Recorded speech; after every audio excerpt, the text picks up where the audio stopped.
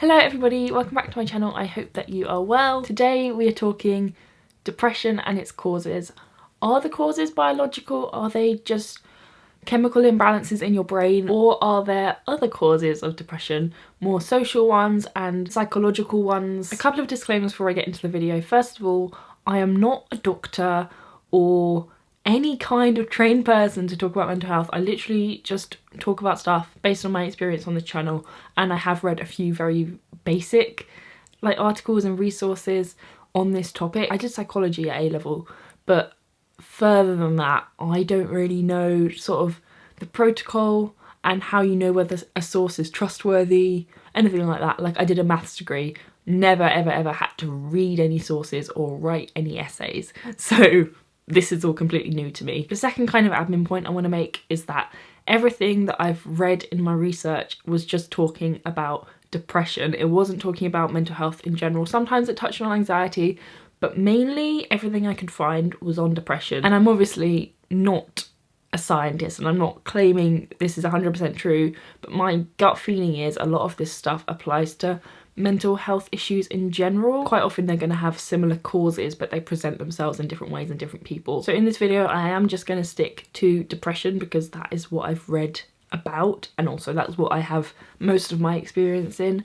But I don't want to contribute more to the fact that everything is just talking about depression, because that is an issue. If you know of any research into other mental illnesses and their causes and whether it's different or very similar, please let us know in the comments. Okay, let's get into this. So this is something that I just have been thinking about for a couple of years. As you may know, I have been on antidepressants on and off for I think 7 years maybe. Currently I take sertraline, which I think is sold as Zoloft in a lot of countries, and I've been on that now for 3 and a bit years, and it very clearly it helps me. I am probably in one of the best places I've been in a long time mentally, so it's great. Love pills. Pills are great. Totally not dissing on pills, totally not encouraging anyone to just stop taking their medication because of this, but also there is very little research into the effects of them long term, and also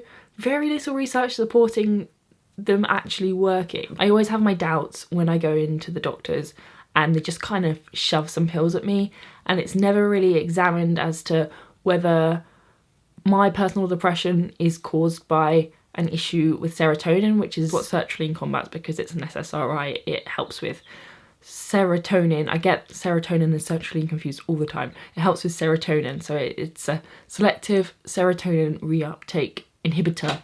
So it helps with your brain chemicals, but specifically serotonin. When I was at uni especially, there was a doctor's surgery on campus, but I never ever really saw the same doctor.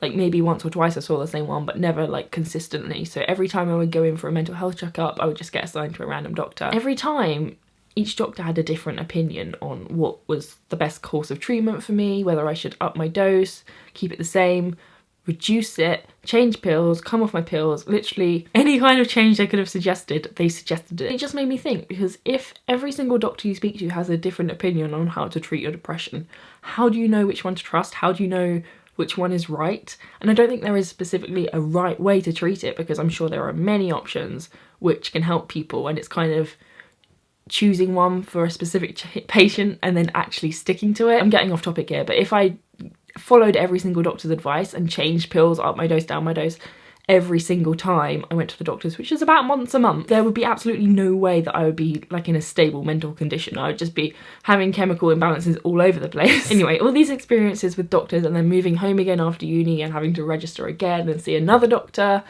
it just made me doubt very much whether any of them actually knew much about the pills they were giving me. And I'm not at all questioning like their knowledge or their integrity, because I'm sure they're all very good doctors and they all trained for 7+ years to get where they are now. They know what they're talking about, but maybe there's just not enough research into it in the first place to be able to teach new doctors what's actually going on. And it makes me question whether the chemical imbalance thing is even true. They know I've got a chemical imbalance without doing any tests on me. They know which chemical it is which is the problem. One, I would love to have some kind of brain scan and see if my brain looked any different because I'm pretty sure half my brain cells have died. And 2, what about dopamine? Because that's a happy chemical. I don't feel things. Like, I literally feel 0. So what about dopamine? What if they could sort out my dopamine levels? Is that possible? Someone please tell me. And then there comes the whole like conspiracy theory element of it, which I kind of do actually believe. Like, this makes so much sense. Like, there's no reason really, thinking about the world that we live in, that this couldn't be true. All of the research that there is on whether antidepressants work is done by companies which produce antidepressants. So they're obviously going to decide that they work. They're obviously going to manipulate the results in a way that makes their drugs look good, because then they can sell their drugs to people and make billions and billions of dollars. So in the clinical testing for Prozac, which is another SSRI, I think in England it's called fluoxetine or something like that. So during the clinical testing for that, they tested 245 patients, but in the published results, only 27 patients were talked about. And those 27 just happened to be positive results. And for Paxil, which is another SSRI, it says here, just in this one passage, it says the unedited results of one clinical test. So I don't know how sort of applicable it is in general, but for this one clinical test, the patients who were taking the placebo drug, I think like a sugar pill or something, actually responded better than the patients who were taking the real medication, which then brings up the question of whether antidepressants are actually just effective as placebos, because you have a feeling of being taken care of, you feel like everything's under control and that you're going to get better. So then you actually do start to get better. And maybe you're also seeing a doctor regularly to manage your pills, and then maybe seeing a counsellor or a therapist. And that in turn not only makes you feel better because it is actual legitimate treatment, but also because you feel like there's someone there who is fighting your corner, someone who's on your side. So there's all this support and this security that suddenly comes if you're starting medication, and your mood starts to improve because of that. I've definitely felt in the past just so much better for having a support network, like medically, with doctors and therapists and stuff. That in itself has helped my mood. So is it much of a reach to say that that could be a like massive factor in actually what's making people feel better rather than the actual pills? I don't know. And actually, when I think about it like that, it makes total sense, because security is like a basic human need. It's something that humans just require. If we look at Maslow's hierarchy of needs, Abraham Maslow was this American psychologist, I think in the 1940s, and he came up with this idea of what the most basic human needs were, and he put them in kind of a pyramid formation. So the things at the bottom were like the most basic things you need. So the bottom thing, I think it's called physiological, the bottom tier, and it's things like food, water, air, sleep, like the very basic things that a human needs to survive. Then the next level up from that is security. So that's having somewhere to live, having the means to buy food, having an income coming in, all the stuff that you need in order to feel safe, not just in this moment, but like for the future as well. And that support and that security that you get from having a healthcare team actually surrounding you and taking care of you, that meets that basic human need to be safe and have security. The next 2 tiers of Maslow's hierarchy he calls the psychological needs, and they are, I think, love and belonging, so like relationships, socialization, and then the next one is esteem, which involves things like feeling accomplished, being respected by others, respecting others, feeling confident, which again, when you're receiving the right kind of treatment from doctors, that kind of meets those 2 needs. And then the final need right at the top of the pyramid is, I think it's called a fulfillment need, and that is what Maslow refers to as self-actualization, which is, I think, reaching your potential and finding a greater purpose. It seems like they're all the things which can kind of bring extra meaning into your life. The sort of things that you do in order to find yourself are self-actualization activities. So this has got me thinking quite a lot, because I remember learning about Maslow's hierarchy of needs in GCSE media studies. I don't really know why that was relevant to media studies, but apparently it was, and we learned about it. And then when I was kind of addressing that feeling of safety and security, thinking back to times when I hadn't had that and when my mood had been extra bad because of it, it just made me kind of examine more into those needs that we have, like those basic human needs we have, and whether I am meeting them in my everyday life. Because if I'm not, with things like feeling secure for the future, socializing, being respected, They are things which could be contributing to my low mood, and I have no reason at all to not at least try to implement changes into my life to change that. And I have definitely noticed, for example, in periods where I have like a feeling of security about the future versus when everything's up in the air and I don't really know what's going on, such a drastic difference in how I feel. And that's not necessarily one that you can control, one that you can kind of implement a change to effect, because it kind of relies on a lot of external factors, like whether you have any money. You need money to buy a house to feel secure in your house, and that isn't something you can just kind of conjure up. So it's a bit tricky in terms of how to combat it, but I'm definitely thinking about it, and I guess encouraging you to think about it too. What needs are you meeting? What needs are you not meeting? And is there anything that you can do to change that? There's a book I've been interested in recently called Lost Connections by Johann Hari, who is, I think he's a journalist. He did a TED talk you might have seen called Everything You Know About Addiction Is Wrong. He also wrote this book called Lost Connections, which is about depression and the social causes behind it, and how he kind of doesn't buy into the whole chemical imbalance thing because it doesn't fully make sense and there's not that much to support it. And then he kind of suggests 9 causes of depression which aren't that. The first cause he talks about is a disconnection from meaningful work, and then goes on to talk about various studies where it basically shows that most people aren't actually that engaged and interested or fulfilled by the work that they're doing day to day. I was reading some articles as kind of research for this video, and I stumbled across this really well written, very interesting article called Depression as a Social Disease. And as I was reading through, really enjoying it, finding it really interesting, it turned out that this guy was also talking about the book Lost Connections, so I just feel like it's a sign. We're gonna go with it. So the guy who wrote this article, whose name is Michael Bader, said nearly twice as many people hate their jobs as love their jobs. The prevalence of deadening, routinized, alienated work leads people to feel unappreciated, unrecognised and frustrated, with little or no sense of contributing to something bigger and better than themselves. And looking back at Maslow's hierarchy of needs, that innate human need for esteem, feeling valued, feeling accomplished, that is just not met in the modern workplace in most cases, which makes complete sense when you think about like how many people hate their jobs, how many hours people are spending a week at jobs they hate, not having time or not making time to do anything except work at a job they hate. The next disconnect, which Hari talks about, is a disconnect from other people. So that goes back to your social needs, like one of the basic needs that humans have, and a lot of the time it's not being met and therefore you're getting depressed. Thirdly, he talks about disconnection from meaningful values, and what I took from this is that there are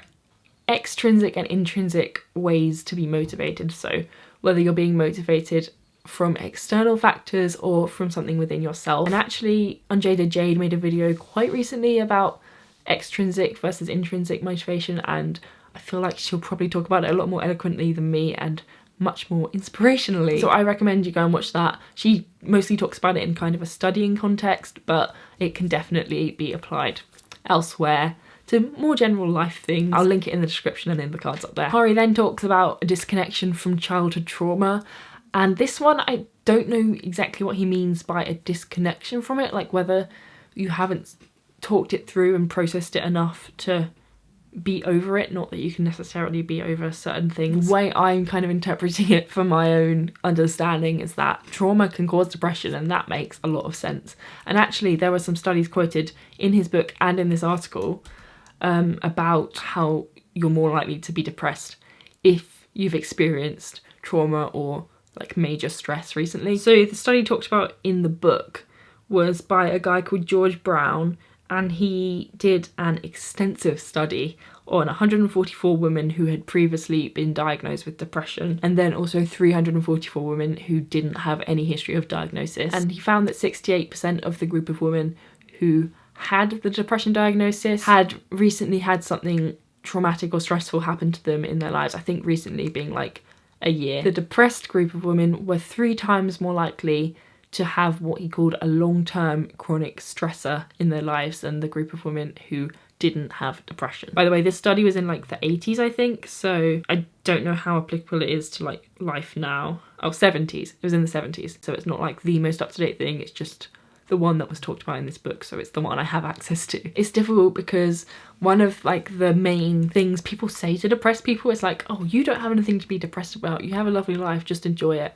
And a lot of the time, like, there is no specific reason that someone's depressed, and saying something like that is really unhelpful. But there definitely can be things which happen in people's lives which cause them to develop a mental health problem, whether it's like there's already underlying problems there or they're already genetically predisposed to it. Is that a word, predisposed? I think so. You cannot deny that trauma can at least trigger issues with your mental health. So that one, although slightly strangely worded and not necessarily definitely linked to childhood, again, definitely makes sense to me. The other disconnections which are talked about in the book are a disconnection from status and respect, disconnection from nature, and disconnection from a hopeful and secure future, which just makes me think of Theresa May and her stupid strong and stable slogan, and how we are not strong and stable right now. We do not have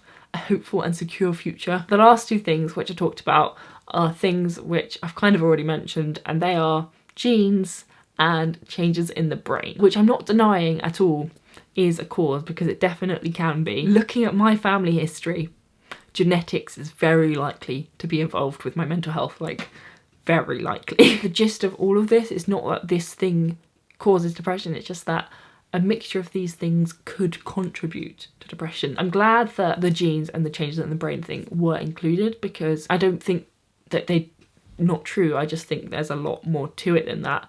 Otherwise, why would we be seeing such like a rising epidemic in mental health issues as the political climate changes?